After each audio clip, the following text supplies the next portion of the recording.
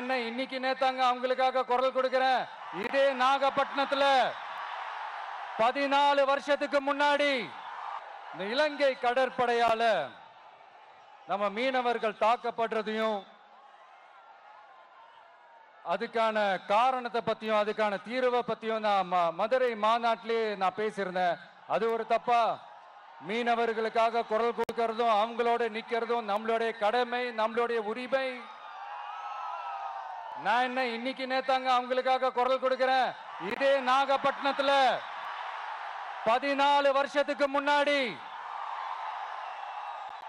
2011 February 22 இதே நம்ம மீனவர்கள் தாக்கப்பட்டதை கண்டிச்சு ஒரு பொதுக்கூட்டம் ஒண்ணு நடத்தணும் இல்லையா? இந்த விஜய் களத்துக்கு வர்றது ஒண்ணு புதுசு இல்ல கண்ணா. எப்போ எப்போ எப்போ வந்தாச்சு. என்ன ஒண்ணு, முன்னாடிலாம் விஜய் மக்கள் இயக்கம் என்ற அந்த இயக்கமா நிற்போம். இப்ப தமிழக வெற்றி கழகம் என்ற அந்த ஒரு அரசியல் இயக்கமா நிக்கிறோம். அவ்வளவுதான் வித்தியாசம். அன்னைக்கும் சரி, இன்னைக்கும் சரி, இனிமேலும் சரி, மக்களுக்காக மக்களோட நிக்கிறது தான். இது புரிய வேண்டியவங்களுக்கு புரிஞ்சா சரி.